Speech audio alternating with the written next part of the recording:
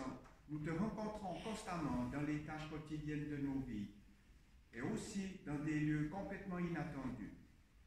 Manifeste-toi une fois encore aujourd'hui alors que nous allons ouvrir la Bible. Amen. Lecture de Exode 13, les versets 17 à 22. L'Éternel parle à Moïse. Quand Pharaon laissa partir le peuple, Dieu ne leur fit pas prendre la route du pays des Philistins, bien qu'elle fût plus directe. Dieu s'était dit, il ne faudrait pas qu'à la perspective des combats, le peuple revienne sur sa décision et retourne en Égypte. Dieu fit donc faire au peuple un détour par le désert de la mer des roseaux. C'est rangé comme une armée que les fils d'Israël étaient montés du pays d'Égypte.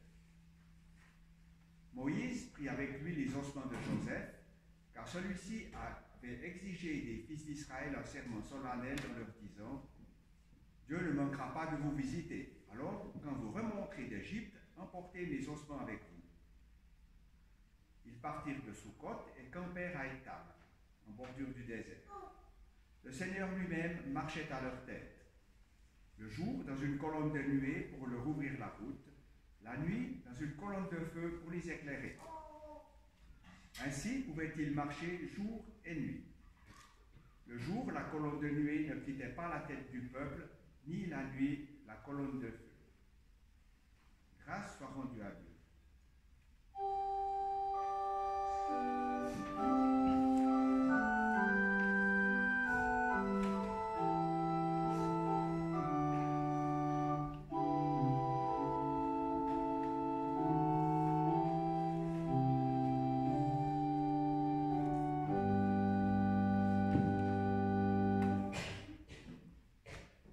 Prochaine lecture, dans Luc 9, les versets 57 à 62.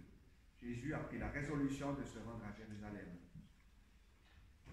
En ce temps-là, en cours de route, un homme dit à Jésus, « Je te suivrai partout où tu iras. » Jésus lui déclara, « Les renards ont des terriers, les oiseaux du ciel ont des nids, mais le Fils de l'homme n'a pas d'endroit où reposer la tête. » Il dit à un autre, « Suis-moi. » L'homme répondit, « Seigneur, permets-moi d'aller d'abord enterrer mon père. » Mais Jésus répliqua, « Laisse les morts enterrer leurs morts. Toi, pars et annonce le règne de Dieu. »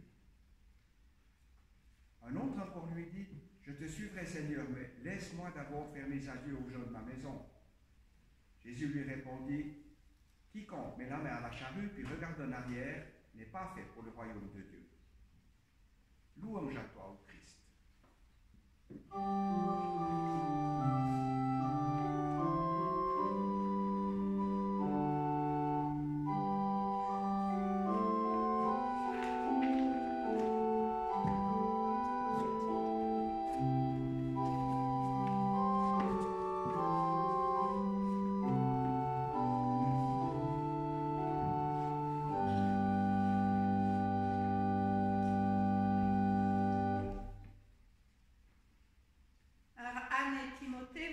Parler de cairns et ces monticules de pierre posés par les randonneurs comme des balisages, comme des signes de passage de ceux qui nous précèdent sur le chemin. Et j'ai pensé que dans la Bible, la vie est souvent comparée à une marche à pied. Ces écrivains ont une vision dynamique de notre existence, avec les différents âges de la vie qui sont un peu comme des pays que l'on explore en découvrant leur beauté. Et c'est ce que nous souhaitons tous à Numa, qui a tout juste 1 an. Il est au commencement de sa vie. Et nous vous le souhaitons aussi à vous, Anne et Tim, parce que pour vous aussi, une nouvelle vie a commencé avec sa naissance. Une dynamique est née avec lui, comme une force de vie, comme une force d'amour, d'émotion, de combat que vous avez découverte en devenant parents et en accueillant Numa dans votre vie. C'est une force dynamique qui vous emmène sur un chemin qui est nouveau, à découvrir pas à pas, tous les trois, entourés de tous ceux que vous aimez. Et sur ce chemin, il y aura à coup sûr du plaisir, parfois des obstacles, des difficultés, des détours, des hésitations, des inquiétudes et des joies immenses. Il y aura de la confiance aussi. Numa a 1 an tout juste et nous arrivons ce matin devant une table d'orientation. Alors je ne vous parle pas de ceux qui supportent la Bible, mais de la Bible qui est dessus. La table d'orientation, cette Bible, elle est parfois cairn ou balisage, signe des personnes qui sont passées avant nous, et elle vient nous aider à avancer sur notre chemin de vie. La Bible, c'est comme une table d'orientation avec toutes sortes de paysages. Des déserts, comme celui qu'a traversé Moïse avec son peuple, des montagnes, comme le mont Horeb où il a reçu les tables de la loi. Il y a des lacs avec des pêcheurs qui jettent leurs filets. Il y a ailleurs un homme qui quitte son pays et sa famille et marche vers une terre promise par Dieu. La Bible est un livre, en fait, de randonneur. Et Christian Bobin dit de Jésus ceci: il marche, sans arrêt il marche. Il va ici, et puis il va là. Il passe sa vie sur quelques 60 km de long et 30 de large, et il marche, sans arrêt. Et on dirait que le repos lui est interdit. Comme vous vous en rendez compte, cette table d'orientation ne parle pas seulement de paysages, mais d'hommes et de femmes qui marchent, qui passent, qui traversent et qui repartent. Il y a des rois, il y a des prophètes, il y a des femmes exemplaires, des enfants étonnants, des vieillards pleins de sagesse et de foi. Et puis ils nous ressemblent, ces gens. Ce ne sont pas des histoires de super-héros, ce ne sont pas non plus des histoires de saints, ou d'hommes et de femmes exemplaires comme nous pourrions nous y attendre. Il y a même quelque chose de vraiment surprenant et d'unique pour une littérature de ce temps-là. Non, la Bible ne cache rien des failles et des incohérences des personnages, ni même des horreurs ou du mal qu'ils ont pu commettre. Mais voilà, elle raconte aussi comment Dieu les a transformés. La grandeur de ces hommes et de ces femmes consiste à avoir reconnu leurs erreurs, leurs faiblesses, leurs fragilités, et d'avoir su, avec l'aide de Dieu, réorienter leur vie. Et c'est ce que la Bible appelle une conversion. Alors vous voyez, cette table d'orientation est un peu particulière parce qu'elle permet de voir des gens se déplacer, vivre, se marier, avoir des enfants, espérer. Et le plus extraordinaire, c'est que nous pouvons nous aussi entrer dans cette histoire en marchant à la suite des hommes et des femmes des temps anciens. Nous pouvons nous aussi entrer dans l'histoire de Dieu et des hommes. Nous pouvons prendre la route au nom de la même promesse et marcher à la suite des témoins bibliques. Le danger, ce serait de rester là, à notre place, à contempler le paysage face à notre table d'orientation. Le danger, c'est de rester là en s'émerveillant devant la vie des Abraham, des Jacob, des apôtres. Quoi de plus frustrant que de feuilleter des catalogues de circuits sans jamais partir. Et quand on ne part pas, on a souvent de très bonnes excuses, comme les gens du texte que Martial a lu tout à l'heure. En fait, la Bible, c'est vraiment une invitation à nous mettre en route. Une invitation qui résonne depuis la nuit des temps et que nos pères eux-mêmes ont entendue. Et cette invitation, je crois bien que chacun l'a entendue un jour. Alors soyons attentifs et entendons une fois encore ce « Toi, suis-moi » venant du ciel et de la terre. Toi aussi, toi, suis-moi. Et c'est la parole intérieure qu'entendent les chercheurs de Dieu. C'est la parole qui nous parvient par le témoignage des randonneurs d'hier et d'aujourd'hui. Toi, suis-moi. Il n'y a qu'une seule manière de découvrir si ce que disent les témoins bibliques de Dieu est vrai. C'est de prendre la route à l'océan.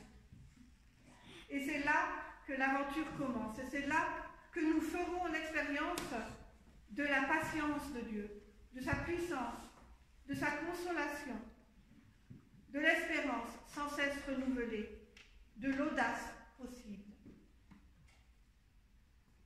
Et c'est chemin faisant, c'est en regardant les chemins courbes des uns, les détours des autres, que nous comprendrons que pour eux comme pour nous, la seule chose importante, c'est que nos vies convergent vers le Christ.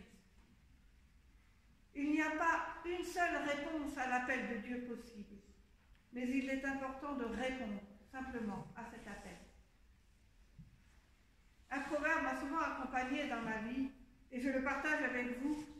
Il dit « Qu'importe l'endroit où nous sommes, l'important, c'est la direction que nous prenons. » Ne pensons pas non plus que nous trouverons dans la Bible une description de notre chemin aussi précise que dans un topo-guide. Un topo-guide décrit un chemin avec une précision incroyable. Prenez le chemin qui longe le torrent en direction du sud-est et suivez le balisage jaune, par exemple. Et effectivement, tout au long du chemin, il y a des signes comme cela. Une barre jaune indique à chaque instant le chemin à suivre. Les tournants à prendre sont indiqués aussi, et les voies sans issue sont aussi indiquées pour nous préserver. Mais la table d'orientation qu'est la Bible ne répond pas à toutes nos questions. Elle ne nous préserve pas des échecs. La Bible n'est pas un livre de loi nous permettant à coup sûr de faire du bien, d'avoir une attitude ou un comportement juste. Cette méprise conduit inévitablement à la déception et au découragement. Non, la Bible n'est pas un topo-guide, mais elle est bien mieux. Elle est un livre interactif. Nous n'avons pas à subir une trajectoire de vie unique et éternelle du style « si tu es croyant, tu dois vivre comme ça ». Mais c'est avec toute notre intelligence, avec notre capacité de discernement, que nous devons inventer notre manière de répondre à l'appel de Dieu et tracer notre chemin avec lui. La Bible ne nous permettra pas de faire l'économie de notre responsabilité et des choix que nous ferons. C'est un livre interactif, mais c'est aussi un livre très vivant. La Bible nous offre le témoignage des marcheurs qui nous ont précédés. Constamment, nous avons la possibilité de les regarder vivre, de les regarder marcher, résoudre leurs problèmes, sortir victorieux des combats de la vie. Ils témoignent de ce qu'ils ont vécu. Et toujours, ils parlent de la présence de Dieu à leur côté, à chaque étape de leur vie. Comme la colonne de nuée qui guide le peuple le long du chemin dans le désert. Et à sa lecture, nous réalisons que ce grand livre ne nous offre pas une pensée unique. Elle ne nous offre pas non plus une foi unique, qu'elle peut parler à des gens totalement différents et à des époques et dans des situations aussi très différentes. Et quand Moïse ou Jésus incite le peuple, nous incite nous aussi à nous mettre en route, à nous lever et à partir, à abandonner ce qui est connu, nos certitudes, nos points de repère, pour marcher à sa suite vers un pays promis, vers le royaume. Il nous invite à inaugurer un chemin de confiance. Et c'est sans doute de cela dont Jésus parle, quand il dit qu'il nous faut recevoir son royaume comme un petit enfant, comme vous l'avez lu tout à l'heure. Parce qu'un petit enfant comme Numa a une confiance abandonnée en ses parents. Numa reçoit l'amour que son entourage lui donne, il reçoit la bénédiction de Dieu, il est son fils bien-aimé à la suite de Jésus. Et Dieu met en lui toute sa joie. Et cela sans qu'il n'ait rien à faire ni à prouver.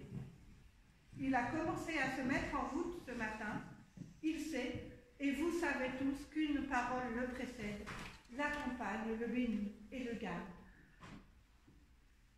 Enfin, je voudrais finir en vous disant que nous sommes engagés dans un chemin, mais il nous arrive parfois de ne plus voir grand-chose. Nous sommes au milieu d'une forêt où il y a juste une petite butte qui nous bouche l'horizon. Et c'est vrai que nous marchons très souvent à vue. Nous manquons parfois de perspective. Parfois, nous nous décourageons et nous avons envie de retourner en arrière. Mais là encore, laissons-nous entraîner par Jésus. Très souvent, lui, il s'est retiré à l'écart. Et c'est là qu'avec ses disciples, il a pris le temps du silence, le temps de la prière. Au temps de l'essoufflement, au temps de la fatigue, il est bon de prendre de la hauteur, de prendre le temps de nous arrêter, de regarder autour de nous, et nous trouverons certainement une table d'orientation pour nous donner le cap. Faisons étape avec nos frères et sœurs de route. Retrouvons-nous autour de la table d'orientation, autour de la table de communion. Et c'est là que Jésus-Christ renouvelle notre force et notre espérance. Alors, debout en route, toi suis-moi, nous dit Jésus. Amen.